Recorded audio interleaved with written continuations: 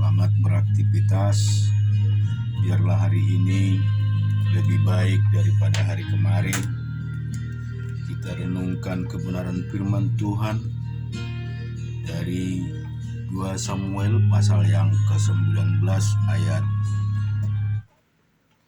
15. Lalu berkatalah raja pulang dan sampailah ia ke tepi sungai Yordan. Sementara itu orang Yehuda telah sampai ke Gilgal untuk menyongsong raja dan untuk membawa raja menyeberang sungai Yordan. Juga Simei bin Gera orang Benyamin yang dari Bahurin itu cepat-cepat datang bersama-sama dengan orang-orang Yehuda untuk menyongsong Raja Daud. Juga ada 1.000 orang dari daerah Benyamin bersama-sama dengan dia dan Ziba hamba keluarga Saul dan ke-15 anak laki-laki dan ke-20 hambanya bersama-sama dengan dia datang tergesa-gesa ke sungai Yordan mendahului raja, lalu menyeberang dari tempat penyeberangan untuk menyeberangkan keluarga raja dan untuk melakukan apa yang dipandangnya baik. Maka Simei bin Gera sujud di depan raja ketika raja hendak menyeberangi sungai Yordan dan berkata kepada raja, "Janganlah kiranya tuanku tetap memandang aku bersalah, dan janganlah kiranya tuanku mengingat kesalahan yang dilakukan hambamu ini pada hari tuaku raja keluar dari Yerusalem. Janganlah kiranya raja memperhatikan lagi, sebab hambamu ini tahu bahwa hamba telah berbuat dosa. Dan lihatlah, pada hari ini akulah yang pertama-tama datang dari seluruh keturunan Yusuf untuk menyongsong tuanku raja."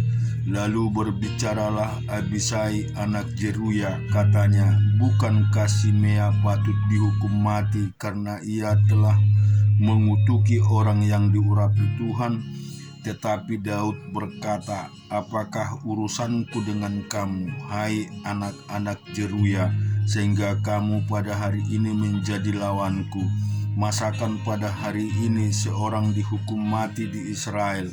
Sebab bukankah aku tahu bahwa aku pada hari ini adalah raja atas Israel?"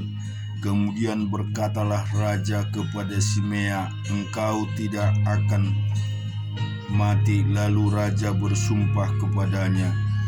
Juga Mephiboset bin Saul menyongsong raja. Ia tidak memberikan kakinya dan membersihkan kakinya, dan tidak memelihara janggutnya, dan pakaiannya tidak dicucinya sejak raja pergi sampai hari ia pulang dengan selamat.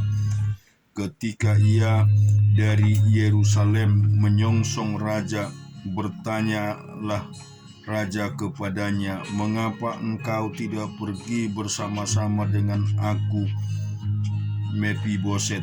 Jawabnya, "Ya tuanku raja, aku ditipu hambaku, sebab hambamu ini berkata kepadanya, 'Belanailah keledai bagiku,' supaya aku menungganginya dan pergi bersama-sama dengan raja. Sebab hambamu ini timpang. Ia telah memitnahkan hambamu ini kepada tuanku raja. Tetapi tuanku raja adalah seperti malaikat Allah. Sebab itu perbuatlah apa yang tuanku pandang baik. Walaupun seluruh kaum keluargaku tidak lain dari orang-orang yang patut dihukum mati oleh tuanku raja, tuanku telah mengangkat hambamu ini di antara orang-orang yang menerima rezeki dari istanamu. Apakah hakku lagi, dan untuk apa aku mengadakan tuntutan lagi kepada raja?" Tetapi raja berkata kepadanya, "Apakah gunanya engkau berkata-kata lagi tentang halmu? Aku telah memutuskan engkau, Rezilba, harus berbagi ladang itu. Lalu berkatalah Mephiboset kepada raja, biarlah ia mengambil semua, sebab tuanku raja sudah pulang dan selamat. Juga Barzilai orang Gilead itu telah datang dari Rogelim dan ikut bersama-sama raja ke sungai Yordan untuk mengantarkannya sampai ia di sana. Barzilai itu sudah sangat tua, 80 tahun umurnya. Ia menyediakan makanan bagi raja selama ia tinggal di Mahanaim, sebab ia seorang yang sangat kaya. Berkatalah raja kepada Barzilai, ikutlah aku akan memelihara engkau di tempatku di Yerusalem. Tetapi Barzilai menjawab raja, berapa tahun lagi lah aku hidup, sehingga aku harus pergi bersama-sama dengan raja ke Yerusalem? Sekarang ini aku telah berumur 80 tahun, masakan aku masih dapat membedakan antara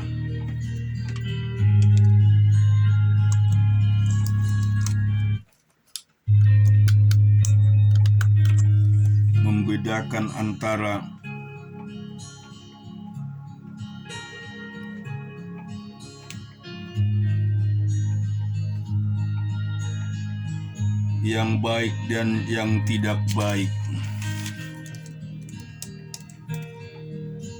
atau yang masih dapat hambamu ini merasai apa yang hamba makan atau apa yang hamba minum? Atau masih dapatkah aku mendengar suara penyanyi laki-laki dan penyanyi perempuan? Apa gunanya hambamu ini lagi menjadi beban bagi tuanku raja? Sepotong jalan saja hambamu ini berjalan ke seberang sungai Yordan bersama-sama dengan raja. Mengapa raja memberikan ganjarannya sedemikian kepadaku? Biarkanlah hambamu ini pulang sehingga aku dapat mati di kotaku sendiri, dekat kubur ayahku dan ibuku. Tetapi inilah hambamu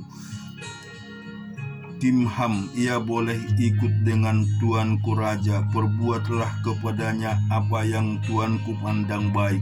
Lalu berbicaralah raja, baiklah, Kimham ikut dengan aku akan membuat kepadanya apa yang kupandang baik, dan segala yang kau kehendaki daripadaku akan kulakukan untukmu. Kemudian seluruh rakyat menyeberangi sungai Yordan. Juga raja menyeberang setelah berpamitan dengan Barzilai dengan ciuman. Lalu orang ini pun pulanglah ke tempat kediaman.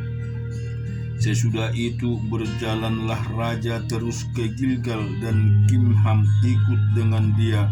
Seluruh rakyat Yehuda bersama-sama setelah dari rakyat Israel telah mengantarkan raja. Tetapi seluruh orang Israel datang menghadap raja dan berkata kepada raja, mengapa saudara-saudara kami orang-orang Yehuda itu menculik raja dan membawa dia menyeberangi sungai Yordan dengan keluarganya dan semua orang Daud yang menyertai dia? Lalu semua orang Yehuda menjawab orang-orang Israel itu, oleh karena raja kerabat kami, mengapa kamu menjadi marah karena hal ini? Apakah kami makan? Apakah atas biaya raja? Apakah kami mendapat keuntungan? Tetapi orang-orang Israel menjawab orang-orang Yehuda, kami 10 kali lebih berhak atas raja. Sebagai anak sulung kami melebihi kamu. Mengapa kamu memandang kami rendah?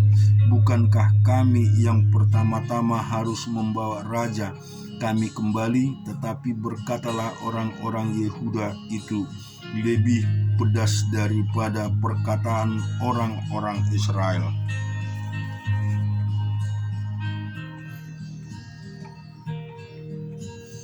Yehezkiel pasal yang ke-10.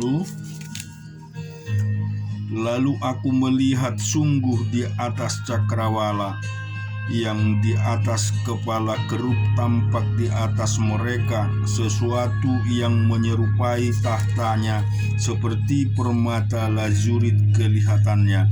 Maka ia berkata kepada orang yang berpakaian lenan itu, "Masuklah ke bawah kerub dari antara roda-rodanya, dan penuhilah rangkup tanganmu dengan bara api dari tengah-tengah kerub itu, dan hamburkan ke atas kota itu." Lalu aku melihat dia masuk. Kerub-kerub itu berdiri di sebelah selatan bait suci. Waktu orang itu masuk ke atas tengah roda-rodanya, dan segumpal awan memenuhi pelataran dalam. Dalam pada itu kemuliaan Tuhan naik dari atas kerub dan pergi ke atas ambang pintu bait suci, dan bait suci ini dipenuhi oleh awan itu, dan pelatarannya penuh dengan sinar kemuliaan Tuhan. Suara sayap kerub itu terdengar sampai pelataran luar, seperti suara Allah yang Maha Kuasa kalau ia berfirman. Ia memerintah kepada orang yang berpakaian lenan itu, "Ambillah api dari tengah-tengah roda-rodanya, dari tengah-tengah kerub itu." Maka yang berpakaian lenan itu pergi berdiri di samping salah satu dari roda-roda itu. Lalu seorang kerub itu mengulurkan tangannya dari tengah kerub-kerub ke api yang ada di tengah-tengah mereka.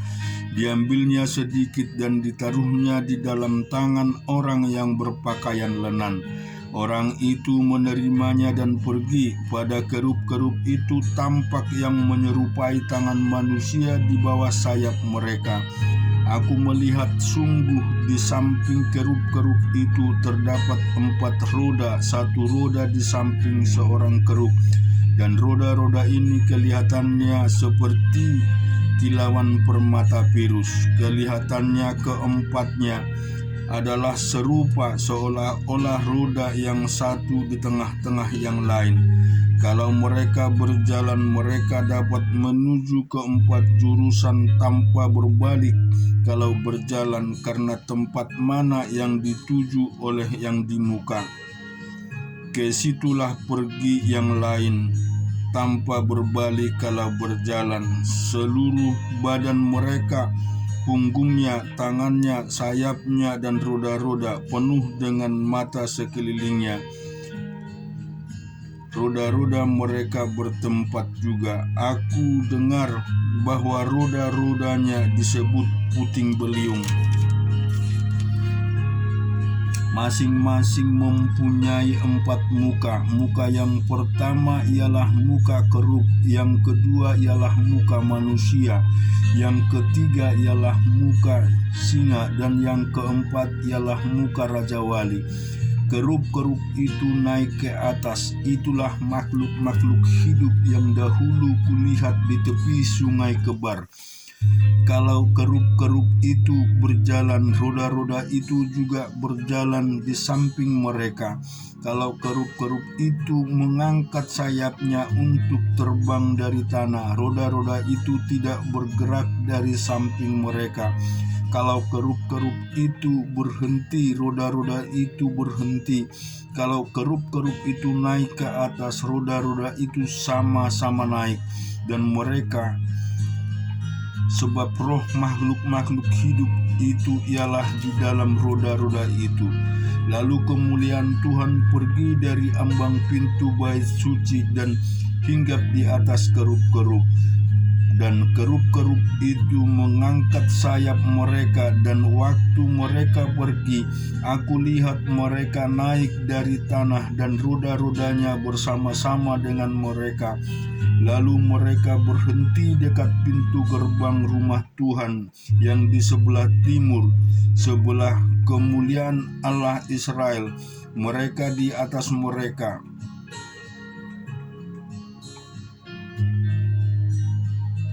Itulah makhluk-makhluk hidup yang dahulu kulihat di bawah Allah Israel di tepi sungai Kebar, dan aku mengerti bahwa mereka adalah kerub-kerub, masing-masing mempunyai 4 muka, dan bagi masing-masing ada 4 sayap, dan di bawah sayap mereka ada yang berbentuk tangan manusia.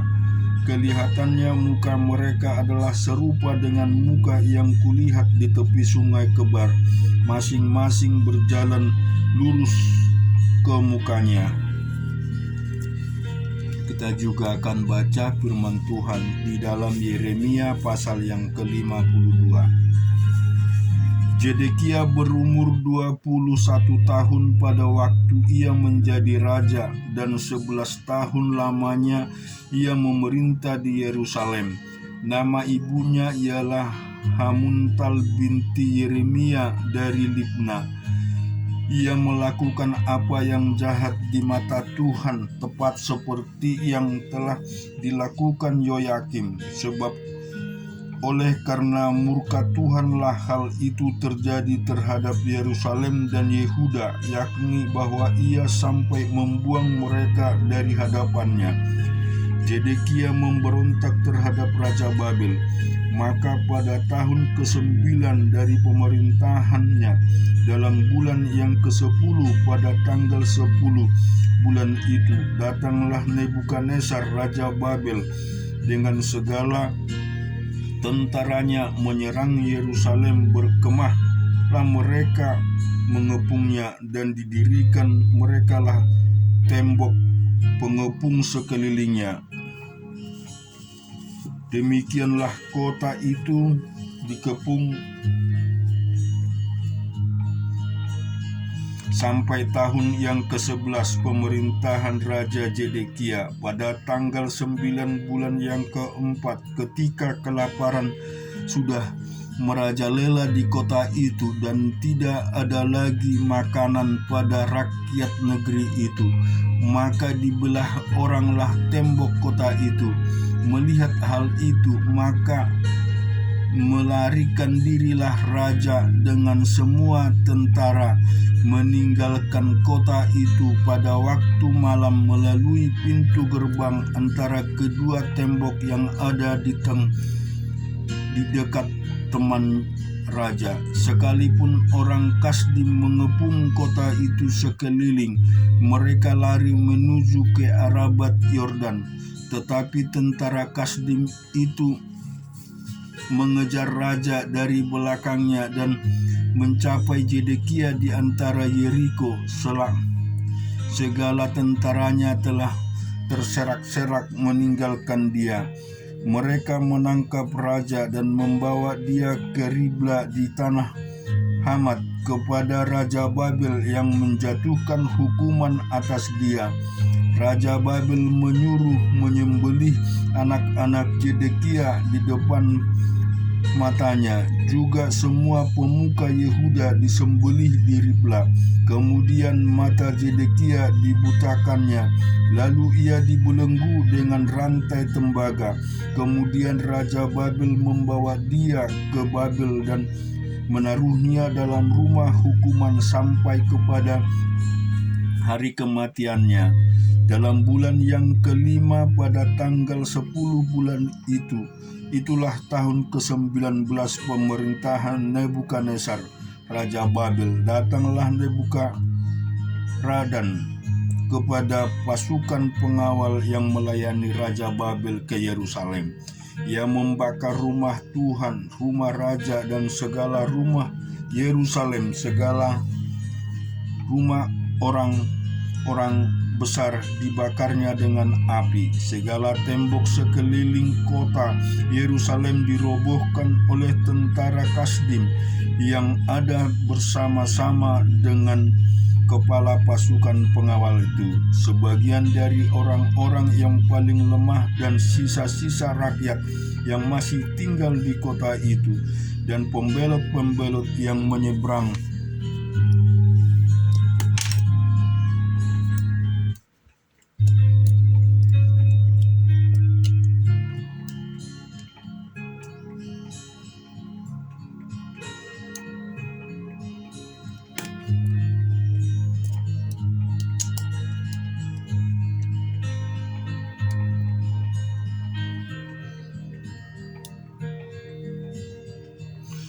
ke pihak Raja Babel, dan sisa-sisa para pekerja tangan diangkut ke dalam pembuangan oleh Nebukazaradan, kepala pasukan pengawal itu. Hanya beberapa orang miskin dari negeri itu ditinggalkan oleh Nebuzaradan, kepala pasukan pengawal itu, untuk menjadi tukang-tukang kebun anggur dan peladang-peladang. Juga tiang-tiang tembaga yang ada di rumah Tuhan dan kereta penopang dan laut tembaga yang ada di rumah Tuhan dipecahkan oleh orang Kasdim, dan seluruh tembaganya diangkut mereka ke Babel. Kuali-kuali penyodok pisau-pisau, bokor-bokor penyiraman dan cawan-cawan dan segala perkakas tembaga yang dipakai untuk menyelenggarakan kebaktian diambil mereka. Juga pasu-pasu, pembaraan, bokor-bokor penyiraman, kuali-kuali, kendil-kendil, cawan-cawan, dan piala-piala, baik segala yang dari emas maupun segala yang dari perak, diambil oleh kepala pasukan pengawal itu.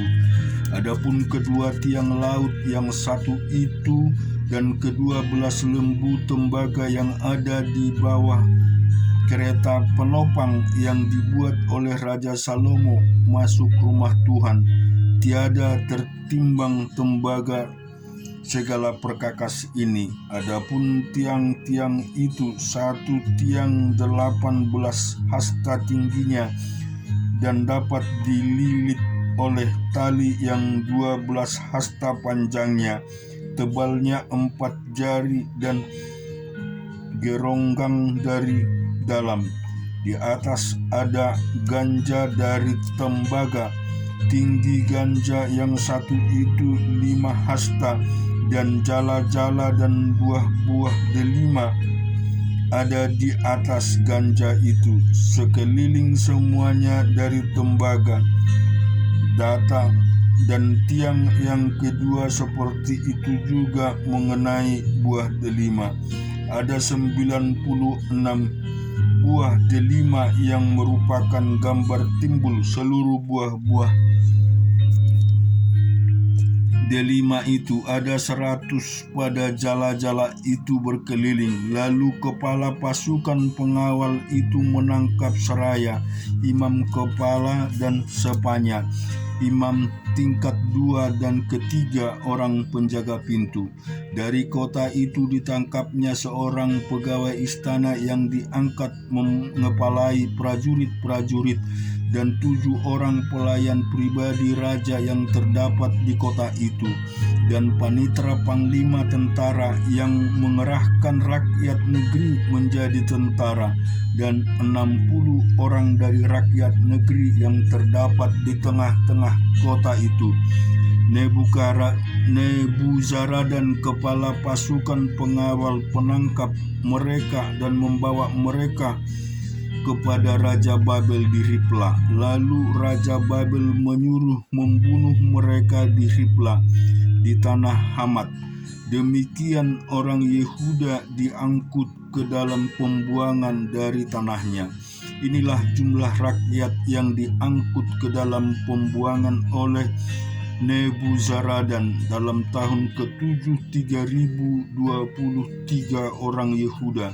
Dalam tahun ke-18 zaman Nebukadnezar, 832 jiwa dari Yerusalem. Dalam tahun ke-23 zaman Nebukadnezar diangkut ke dalam pembuangan oleh Nebukazaradan, kepala pasukan pengawal, 745 jiwa orang Yehuda, seluruhnya berjumlah 4.600 jiwa. Kemudian dalam tahun ke-37 sesudah Yoyakim Raja Yehuda dibuang, dalam bulan yang ke-12 pada tanggal 25 bulan itu, maka Ewil Merodak Raja Babel dalam tahun itu menjadi raja. menunjukkan belas kasihannya kepada Yoyakim, Raja Yehuda, dengan melepaskannya dari penjara. Ekwil Maradok berbicara baik-baik dengan dia dan memberikan kedudukan kepadanya lebih tinggi daripada kedudukan raja-raja yang bersama-sama dengan dia di Babel. Yoyakim boleh mengganti pakaian penjaranya dan boleh selalu makan roti di hadapan raja selama hidupnya. Dan tentang belanjanya, Raja Babel selalu memberikannya kepadanya sekedar yang perlu tiap-tiap hari selama hidupnya sampai hari matinya. Dan kita juga renungkan firman Tuhan di 2 Korintus pasal yang ke-12. Aku harus bermegah sekalipun memang hal itu tidak ada faedahnya. Namun demikian aku hendak memberitakan penglihatan-penglihatan dan pernyataan-pernyataan yang kuterima dari Tuhan. Aku tahu tentang seorang Kristen 14 tahun yang lampau, entah di dalam tubuh aku tidak tahu, entah di luar tubuh aku tidak tahu. Allah yang mengetahuinya. Orang itu tiba-tiba diangkat ke tingkat yang ketiga dari sorga. Aku juga tahu tentang orang itu, entah di dalam tubuh, entah di luar tubuh. Aku tidak tahu, Allah yang mengetahuinya. Ia tiba-tiba diangkat ke Firdaus dan dia mendengar kata-kata yang tak terkatakan, yang tidak boleh diucapkan manusia. Atas orang itu aku hendak bermegah, tetapi atas diriku sendiri aku tidak akan bermegah, selain atas kelemahan-kelemahanku. Sebab sekiranya aku hendak bermegah juga, aku bukan orang bodoh lagi, karena aku mengatakan kebenaran, tetapi aku menahan diriku supaya jangan ada orang yang menghitungkan kepadaku lebih daripada yang mereka lihat padaku atau yang mereka dengar daripadaku, dan supaya aku jangan meninggikan diri karena pernyataan-pernyataan yang luar biasa itu. Maka aku diberi suatu duri di dalam dagingku, yaitu seorang utusan iblis untuk mengocoh aku, supaya aku jangan meninggikan diri.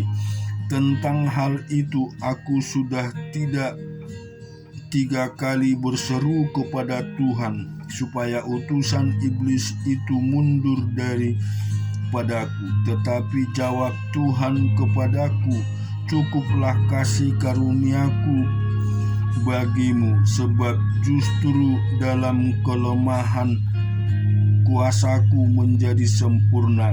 Sebab itu terlebih suka aku bermegah atas kelemahanku, supaya kuasa Kristus turun menaungi aku.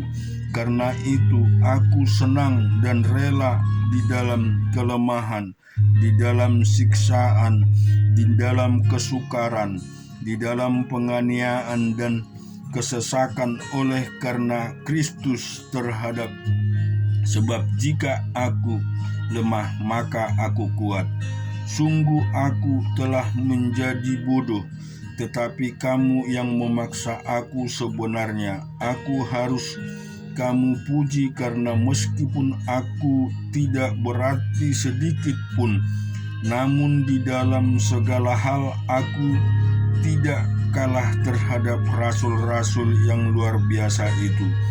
Segala sesuatu yang memabukkan, yang membuktikan bahwa aku adalah seorang rasul, telah dilakukan di tengah-tengah kamu dengan segala kesabaran, oleh tanda-tanda, mukjizat-mukjizat dan kuasa-kuasa. Sebab dalam hal manakah kamu dikebelakangkan dibandingkan dengan jemaat-jemaat lain? Selain daripada dalam hal ini, yaitu bahwa aku sendiri tidak menjadi suatu beban kepada kamu, maafkanlah ketidakadilan ini. Sesungguhnya sekarang sudah untuk ketiga kalinya aku siap untuk mengunjungi kamu, dan aku tidak akan merupakan suatu beban bagi kamu, sebab bukan hartamu yang kucari, melainkan kamu sendiri, karena bukan anak-anak yang harus mengumpulkan harta untuk orang tuanya, melainkan orang tualah untuk anak-anaknya. Karena itu aku suka mengorbankan milikku, bahkan mengorbankan diriku untuk kamu. Jadi jika aku sangat mengasihi kamu, masakan aku semakin kurang dikasihi? Baiklah, aku sendiri tidak merupakan suatu beban bagi kamu, tetapi kamu katakan dalam kelicikanku, aku telah menjerat kamu dengan tipu daya. Jadi pernahkah aku mengambil untung daripada kamu oleh seorang dari antara mereka yang kuutus kepada kamu? Memang aku telah meminta Titus untuk pergi, dan bersama-sama dengan dia aku mengutus saudara yang lain itu. Adakah Titus mengambil untung daripada kamu? Tidakkah kami berdua hidup menurut roh yang sama, dan tidakkah kami berlaku menurut cara yang sama? Sudah lama agaknya kamu menyangka bahwa kami hendak membela diri di depan kamu. Di hadapan Allah yang demikian, Kristus kami berkata semua ini. Saudara-saudaraku yang kekasih, terjadi untuk membangun iman kamu. Sebab aku khawatir bahwa apabila aku datang, aku mendapati kamu tidak seperti yang kuinginkan, dan kamu mendapati aku tidak seperti yang kamu inginkan. Aku khawatir akan adanya perselisihan, iri hati, amarah, kepentingan diri sendiri, fitnah, bisik-bisikan, keangkuhan, dan kerusuhan. Aku khawatir bahwa apabila aku datang lagi, Allahku akan merendahkan aku di depan kamu, dan bahwa aku akan berduka cita terhadap banyak orang yang di masa yang lampau berbuat dosa dan belum lagi bertobat dari kecemaran, percabulan, dan ketidaksopanan yang mereka lakukan.